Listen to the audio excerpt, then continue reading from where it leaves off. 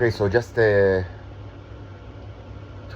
small short addendums to the previous video. By the way, sometimes, I mean, mostly not, but I mean, from time to time, I take videos without the shirt, like now. So it's not any kind of like, message or symbol. It's just that it's incredibly hot country, and I have like the mobile air condition that I bought like several months ago, but it's doing like I mean, it keeps me alive, but it's still sometimes, I mean, during the day it's so hot, then it's just that it's not like I do not symbolize anything. So two I would say addendums, not related at all to each other, but I mean regarding the symbolic art and the bicycle germ. So first, it's kind of like a curiosity, but so the question is, what exactly is red? Like, I mean, I've said many times that red is an important color, and it signifies like humans. Even though my blood is also red. Like, I mean, because I mean, the identification of red with like living things, I mean, is mostly because of the blood, and mostly it's related to humans, and also of course to danger. And this is something universal, but in Hebrew specifically, and probably other related languages, but I mean specifically in Hebrew, there is another explanation that might not be trivial for like modern, like I mean for humans of our time, but in antiquity it was actually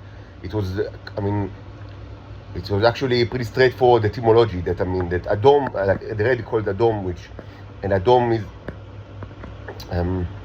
is strongly related to the word Adama, which means the dirt or ground, soil. I mean, and so red was, the color of red was very, I mean, associated very strongly with clay, and also because of the biblical narrative to humans. Maybe it sounds convoluted today, but for ancient people, this kind of etymology was pretty, I mean, almost obvious. So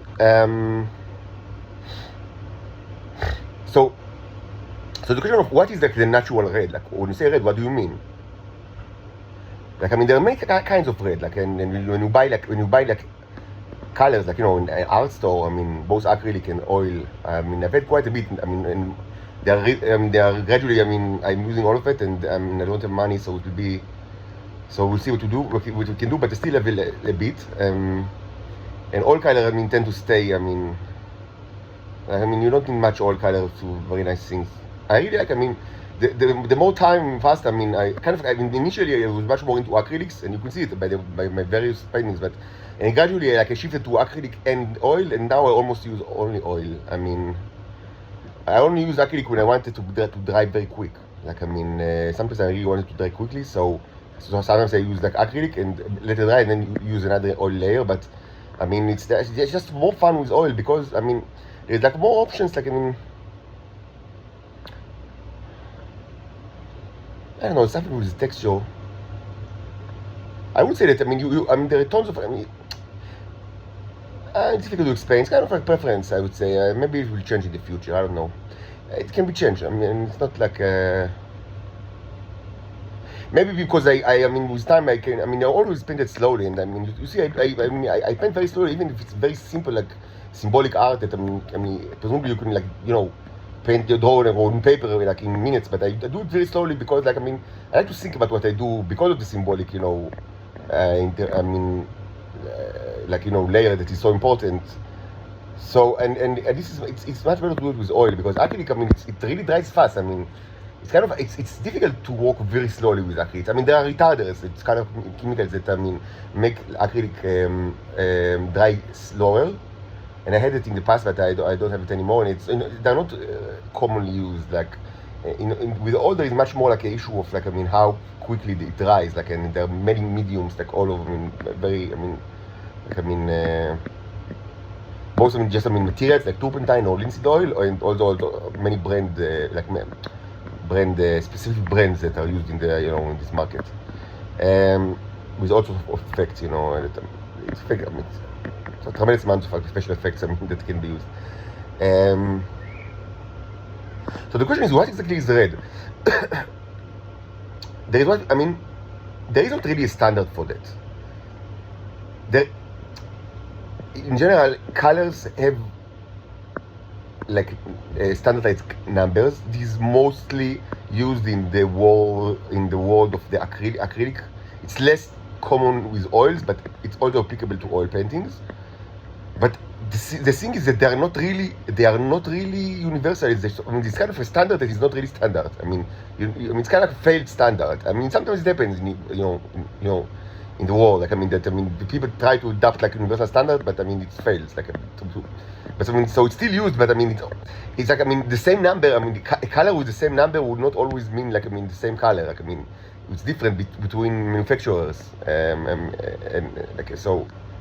It's just, I mean, it's not really what, I mean, they didn't, like the industry never, like, I mean, the world industry of colors did not, like, reach, like, standardized way to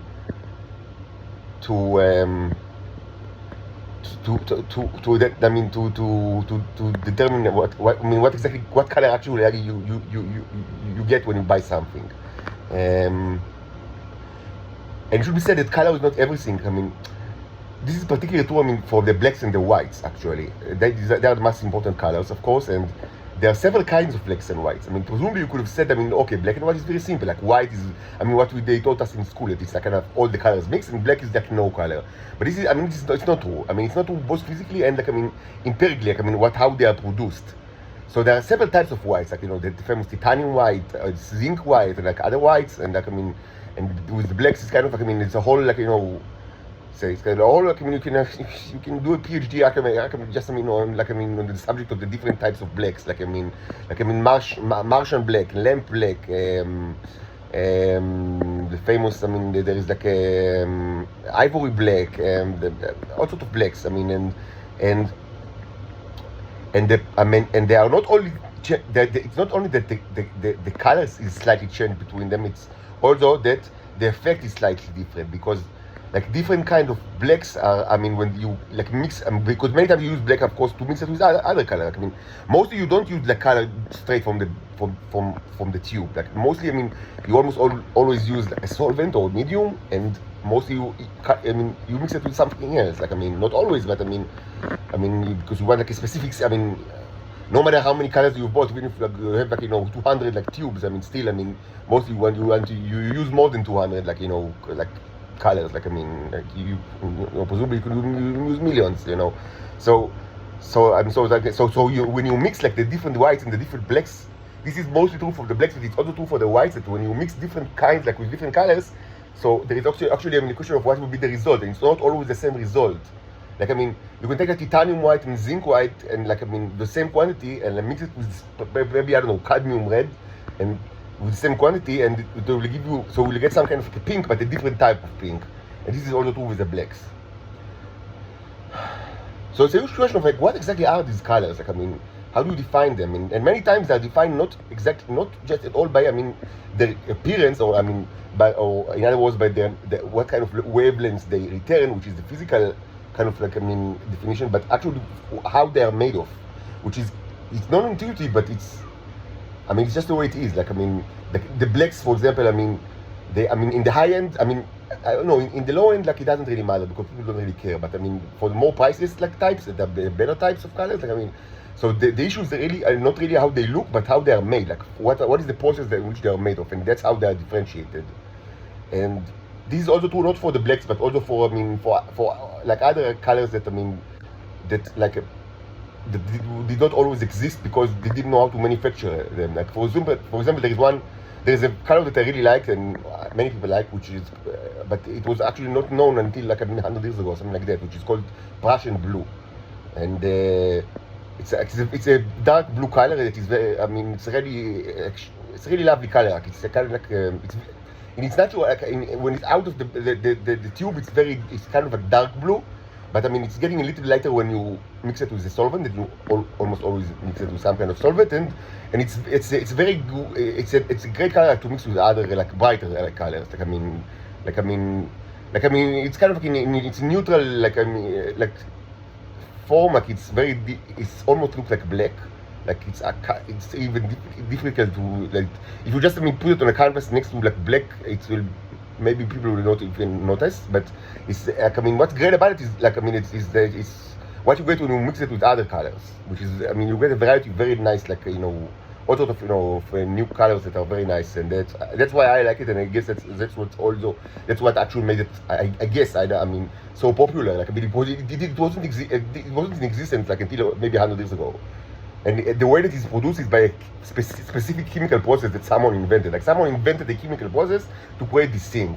And again, when it's like in the natural, like, I mean, when it's out of the, what's natural? It's not natural, it's artificial. But I mean, when you just buy it, like when it's out of the tube, it almost looks like black. So I mean, it's not the color in itself, like, I mean, that matters, but I mean more like, I mean, what you get when you mix it with all sorts of other colors. And so it's called Prussian blue. So what are colors? It's actually it's a difficult question to even, I mean, because many times, I mean, like in the art world, I mean, colors, I mean, are not really, I mean, defined or purchased or manufactured, like, I mean, for a purpose of, like, I mean, of like, I mean, that, I mean, the end result will be something that emits specific, you know, light waves. I mean, which is presumably, you know, the physical and, like, you know, the scientific, like, I mean, you know, definition. Because, but that's, I mean, that's not what you buy. What you buy is meant as something that, I mean, that actually, I mean, can look like all sorts of ways that, but I mean, you don't really care because you care only of, like, but the end result, like, on actually on the canvas, you know, that, I mean, after all sorts of, like, processing. It should be said that the whole thing, I mean, the whole kind of, like, I mean, this kind of, like, I mean, problem or field of, like, I mean, like, knowledge, it's not new in itself. It's not new at all. Like, I mean, last 500, I mean, until the invention of the color tube, like, about 120 years ago, and, like, throughout the many centuries, I mean, specifically when oil colors were used, which is from about 500 or 600 years ago. Before that, gouache actually was very popular. I mean, today gouache is mostly associated with children, even adults use it as well, and it's not childish to use gouache. There are also, like, very high quality gouache, but in the past it was actually more common. Gouache predates oil, but I mean, during, I mean, the last 600 years, I mean, when, I mean, most, like, all the classical painters painted, I mean, it was even more, like, of an issue, like, how to prepare the mixtures, because they used pigment. They didn't have tubes. They used pigments, like, I mean, just kind of like chemicals that they bought, and then they needed to prepare everything in the, like to mix the, you know, the pigments with all sorts of oils and chemicals, and this was a huge part of what artists, I mean, have done, like, since, like, you know, the 15th century until the beginning of the 20th century. Like, I mean, like, many of, like, the most famous, like, painters that, I mean, that you have in your mind, I mean, mostly what they've done, like, I mean, was, I mean, a huge part of what they've done is something like, the work of, like, chemists or pharmacists of all time, that, I mean, just, you know, mix stuff, like, you know, and put it, like, on cans and jars and things like that. It was a huge part of what they did. And of course, they required special knowledge for it, and special knowledge of how to obtain the materials in non-standardized world, and, you know, and less of a global economy. So there was the issue of how to get the things, how to procure them, how to, you know. So yeah, it was part of the art, part of the craft. So I mean, so let's get back to the question of what's red. So there is like, I mean, there are several colors that have, like, that are sometimes sold with the I mean, the title primer, like primer red or primer yellow, primer blue, and it should be said that, I mean, different brands use the same, like, the definition of primer red, for example, but they sell you different kinds. Like, I mean, so even when you want to buy, like, the primer colors, I mean, you don't have a way to know exactly what you will get if you don't know the specific brand or don't, like open it, like, and watch what's inside, like, because it's even those that sold with the primer, like, title are not always the same between manufacturers. But what I mean was, I mean, I found it interesting, like, is that it's true both for acrylic and for oil, that primer red is actually not that red. Like, I mean, it wasn't red enough for me. It was kind of like, I mean, it looked like blunt, like, I mean, too, you know, not shiny, not strong enough. And, like, I mean, and there are many types of red, and, I mean, there is one very famous one which called, I mean, Naftul dark red. It's very famous, like one, and for example, this one is much like stronger red, like darkened, like darker, but also shinier, like looks like much more alive, like so I thought to myself, why is not that the primer one, because it looks so much redder to me, and and what's sold under the primer red like title, all over the board, both acrylic and oil, it's kind of a very faint red and kind of like not it's not impressive, so I didn't understand it, and I always prefer, like personally, like they have to dark, even though it should be said that there are many types of red, and even I have like several kinds. Like there are many, like, there's the kind of fucking the reds are, the third most kind of popular after the blacks and the whites, and there are so many types that are sold, and of course you can create any variety by yourself, but even like as a base colors, there are so many kinds. So a couple of days ago, 2 evening ago, I walked in almost complete darkness. Like never mind the reason why. So I created like several of the symbolic paintings, like of the new ones, like the reds and the oranges, yellow oranges. I created like in almost complete darkness. Like I painted like with just very very dim light, like in my room. And I understood that that's what people want me to do when not to paint, but to be with dim light when they are like using the bicycle mechanism in order to steal energy from me and infect me with diseases. So I said to myself, let's do it. So we'll one time comply with the demands. That's so I'll be kind of like have like an idea how it feels, because and I've done it many times in the past. That I kind of like comply with the demands of the Israelis for a short time, just to understand. To understand what's the phenomenon, like what's happening, and like and so. And never mind exactly what's happening, and I stopped it after maybe like half an hour, but it was actually very interesting to paint in very very low with a very low amount of light. It's not the first time that I've done it. I actually done it in, like maybe a year and a half ago or a year ago, no more than a year ago, like a year and a half ago. But that was like painted almost in complete darkness. But now I have more experience, so it was kind of like more interesting, because then it was very new, so to this thing of painting, so I didn't really understand even what to experience. So I painted like so it's not very difficult like paintings. It's more symbolic. It would have been almost impossible to paint something very mimetic, like human beings, with the correct shades of like a color. We need almost no light, because I only used, it was the middle of the night, I only used this lamp, like the desk lamp, but I turned it to the wall, so there were almost no light was emitted, just very very small amount of light.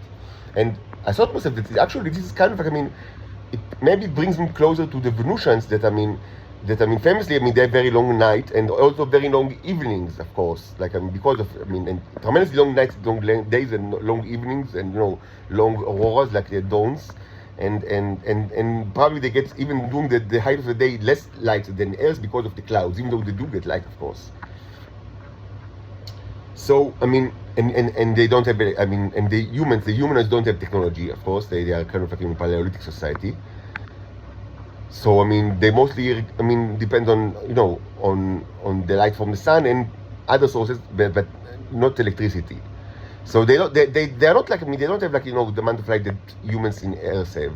So I thought that's kind of like make me so let's see how easy to paint like in such conditions, and so you feel all sorts of stuff. But one thing that was very noticeable to me, that suddenly the primer red looks completely different.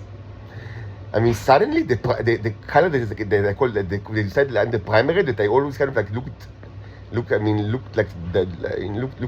down upon it, like like it's not too faint and not charming at all.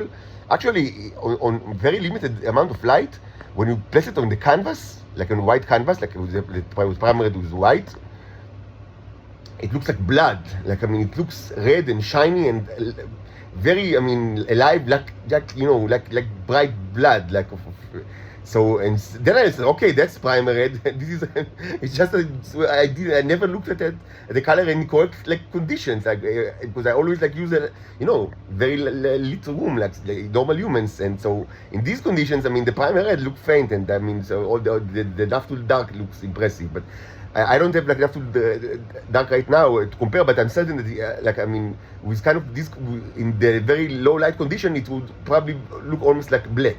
Like you couldn't even notice it. Like I mean, but in the primer actually it looks very live, like and very red, like bright, shiny red, like on the canvas. So that's one kind of like kind of a note. And the second note is with regards to what can actually you can do with the bicycle, like or the sausage or the train, the sausage. Like what is it good for? So I will present a theory that I'm not going to test, because what I want to do now is to eliminate these things from the earth, and it doesn't sit well with kind of like experimentation with the thing. So, and I understand that people that have it like and want to be cured of it, it's much more important for them, even if they are infected with it for decades and they are used to it. I mean, I guess that any day is not a nice experience, and they would want to get rid of it. It's much more important for them than actually to conduct all sorts of experiments. So we will not experiment on the matter, even though it's probably relatively easy to conduct experiments like that will like verify or I mean disprove or what the theory that I'm going to present. It's actually something that's pretty easy to check, but I'm not going to do it because it's more important to me to just eliminate these things from wherever. But just I mean, for documentary purposes, I should say that it might be possible that these sausages are actually a very tasty snack and preferable food for the Neros. Like they like to chop it at shawarma, and they look like shawarma a little bit, like the sauce. I mean the sausage that went around the string. So they like to chop it and to eat it. So, and how do I know it? Like, and what do you think on it?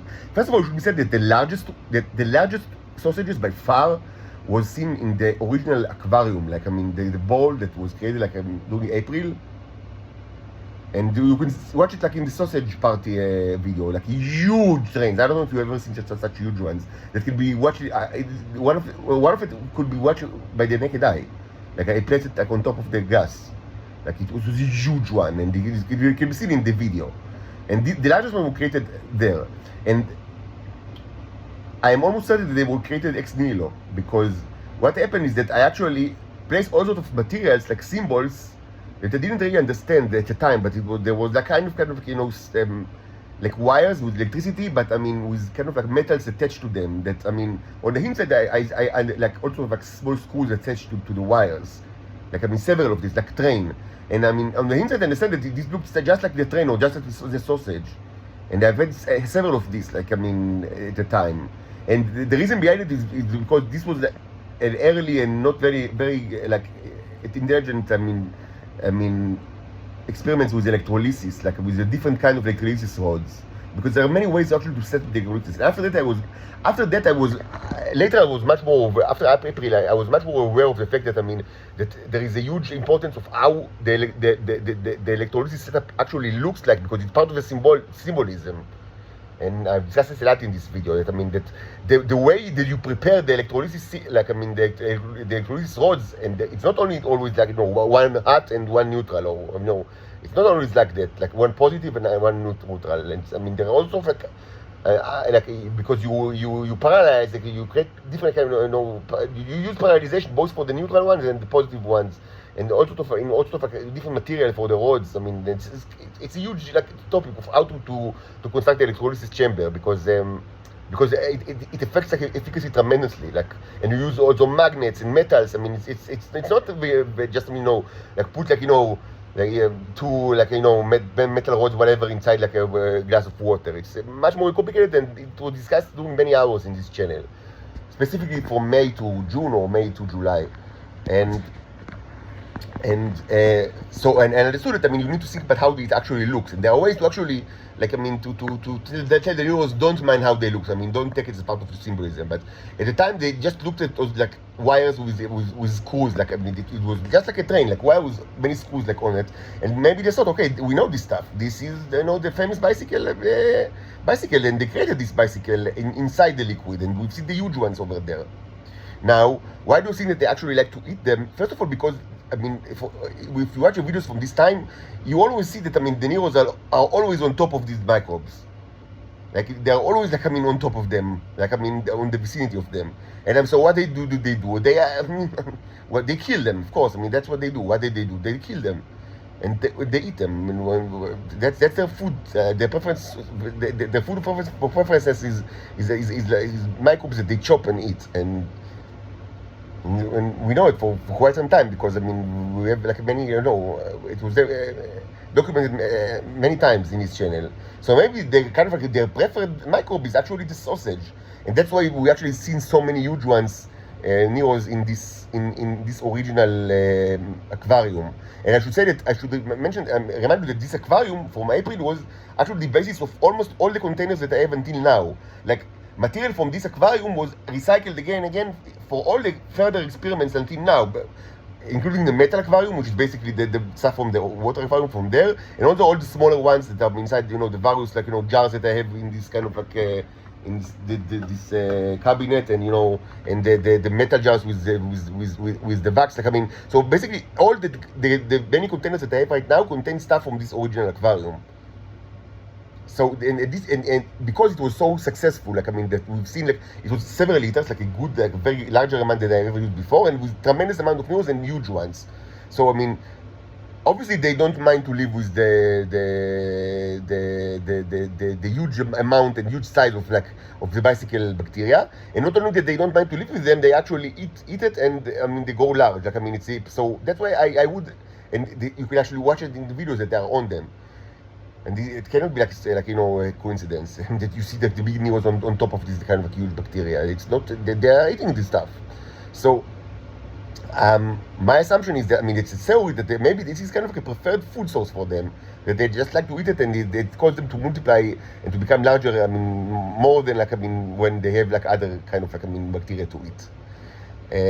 So it's an interesting theory, and I think it's it's not that difficult to actually test it. Like I mean, I can tell them that use like a purified after electrolysis like a mixture with Neros, and tell them to just to create it ex nihilo, the bicycle, and use another mixture also after electrolysis, so it will be pure only with Neros, and put other microbes over there that are maybe just biological microbes from whatever. It's not a problem to create a culture of microbes. I mean, they're everywhere, rotten food or whatever, and just and then just remove the semens and let the two kind of population live for a week or two, and after 2 weeks you can test where there are more Neros and bigger Neros.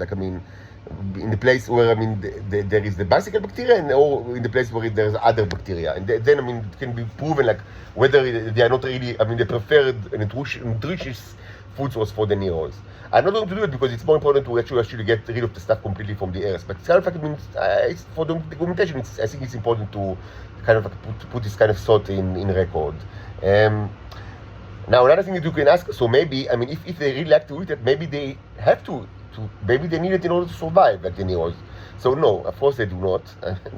How do we know? Because we have we already have quite a bit of experience with mixtures that were sealed from oxygen, from air, for quite a bit of time, and also from mixture that were subjected to tremendous heat, fire in the crucible, a continuous fire for even for hours. And we see, it's evident that some life forms actually survive this hell, both of the reoccurrence fires and the lack, complete deprivation of oxygen, but not the bacteria, not the sausages. The sausages are not, they do not survive hellfire, continuous hellfire, and they do not survive continuous living without oxygen. So almost all bacteria that all life forms that are known to humans, it's true to them that they do not survive well inside a firing a hell pit of fire, and they do not survive without oxygen. But it should be said that actually even in Earth there are bacteria that do not require oxygen, and there are some bacteria that have very high resistance to temperature, but even that is not without a limit. Eventually after some time they all die. But it just depends on how hot it is, and how high is the temperature, and for how long they're exposed to the temperature. I like the Neros that easily survive like no oxygen at all and very very high temperatures. Like they survive it very well. Though it should be mentioned that even though we've seen it, it's evident that the Neros survive like without any problem, even like temperatures of many hundreds of Celsius. They still work better like in sub zero temperatures because of probably because of the fact that they are superconductors.